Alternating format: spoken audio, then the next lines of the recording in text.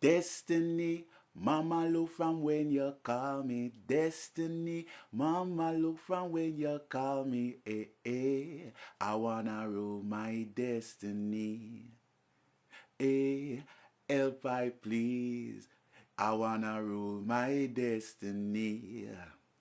Whoa, I destiny. Titles.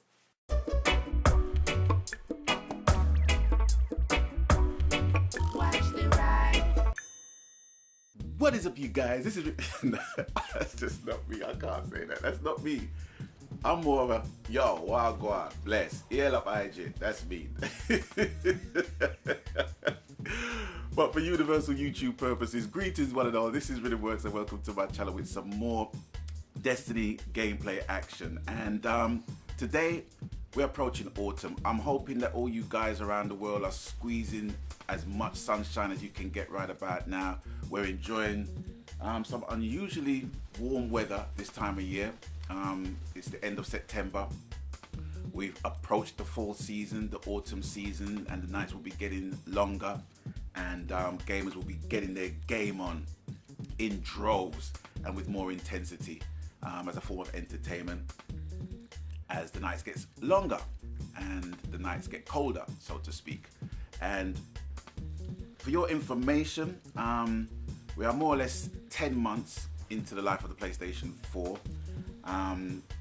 By the 29th of November 2014, we will be celebrating a year of the PlayStation being released in the United Kingdom, and in America, the 15th of November 2014, they will be celebrating its release for a year.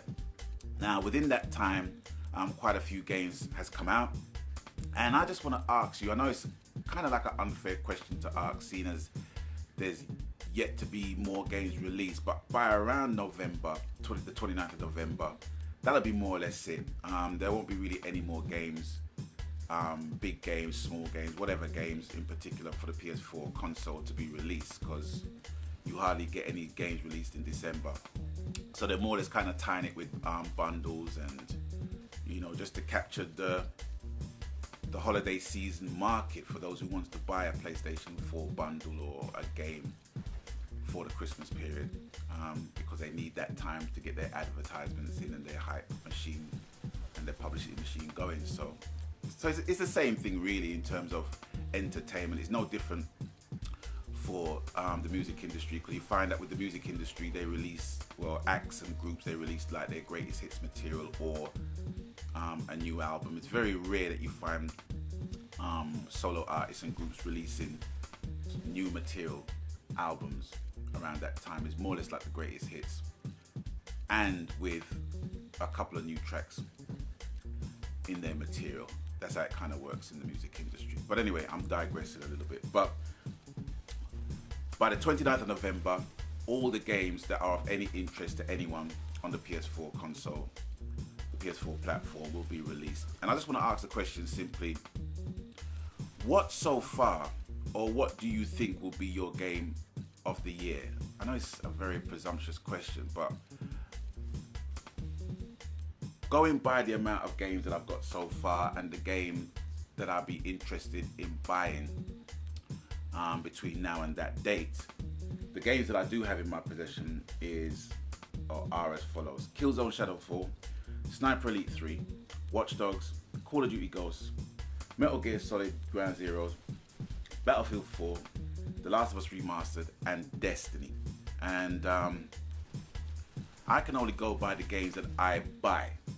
You know, for me, a game of the year doesn't constitute it being the game of the year if I don't have it in my collection. So it's just open to opinion and debate. But from my perspective, I have to give that rating obviously based on the games that I have in my possession. And if you want to know my honest answer, there's only one game that just about gets that title for me, and it's the game I'm playing. It's Destiny, you know. And it's not for the reason that you might think, not because it's a AAA title, it's a big title, it's a hype title, lots of people are playing it and what have you. I have to take into consideration the way it looks, more importantly, the way it plays, you know, and you know, the universality, if there's such a word. But you know what I'm trying to say is, like, you know, the universal aspect of the gameplay within the game. That's what I'm trying to say. But with all the other games, the PS4 games that I have in my collection, Destiny just about scrapes it, and it scrapes it for the very reason that the most important thing with the game, I think, that has that universal appeal is that it captures all different types of gaming.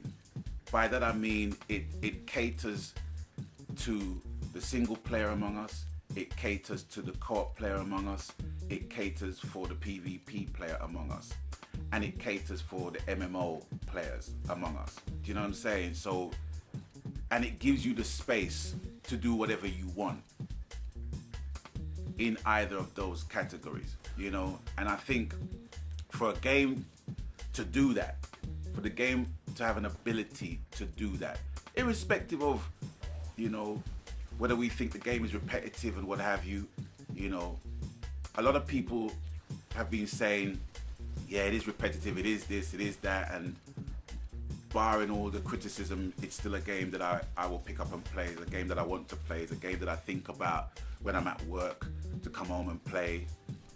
The companion app that I can utilize while I'm at work, and etc, etc, etc.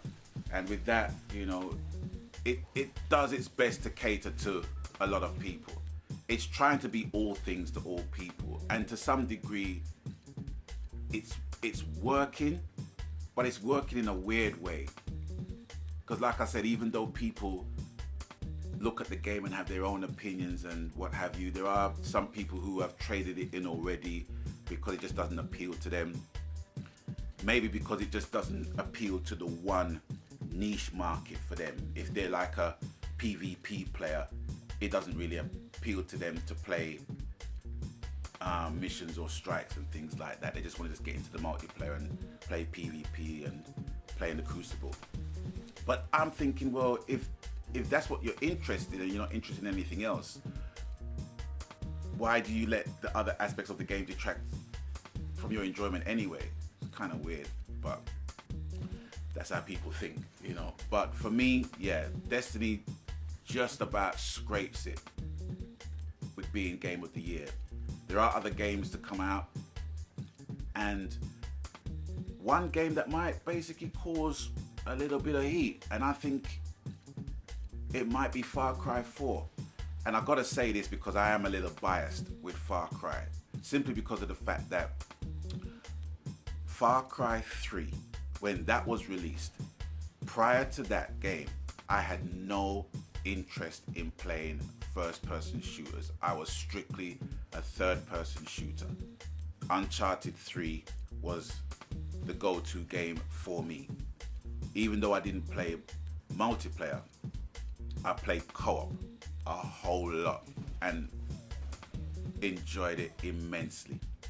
And with me enjoying that, never thought I would ever get into any first-person shooters. And when Far Cry 3 came out, it was advertised as a Call of Duty gone mad. Thinking, okay, give it a go. And just getting into the game and getting engaged with what's it, the anti-hero, who is it, Vaz? That mad dude. The game proved to be really, really entertaining and engaging for me. You know, it kind of reminded me of Grand Theft Auto, but in a different way. But nonetheless, I enjoyed the game so much that I just got into first-person shooters from that point. So I really want to big up Ubisoft. I know people's heard me say this so many times, but I can't stop gushing at Ubisoft for enabling me to enjoy a genre of gaming that I won't turn away from, you know, and Far Cry 3 definitely done that. So it should be of no surprise that I'm really interested and optimistic about the release of Far Cry 4 and what that is going to bring about. For the very fact that Ubisoft is going to enable people who have the game to play co-op with people who don't have the game. You know, be as it may, be it for a timed experience. I think they're being pioneers in that respect, and I think a lot of other game developers are going to follow suit in that respect. That'll be very interesting. But we might be surprised at the impending release of Far Cry 4, because although a lot of people are keen on it, it's in no way near the anticipation that we all had for this game. You know, and for what we basically felt after playing the game, to some people it just became an anticlimax to a point. So my thing is, Destiny just about scrapes it. Far Cry 4 might cause a little bit of heat. Call of Duty, I got burnt with Call of Duty Ghosts as a first time Call of Duty player. But then again, I played Modern Warfare 3. But since then I hadn't played any Call of Duty. But I played Call of Duty Ghosts, and I don't even use it as a coaster right about now.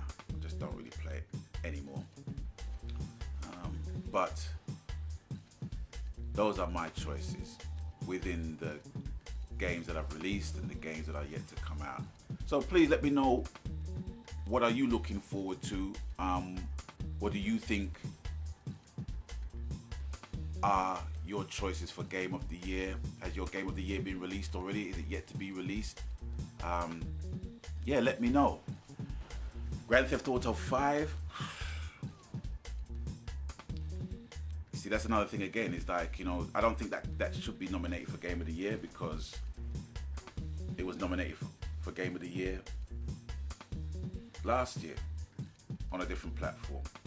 So I don't even think that should even be a consideration for Game of the Year.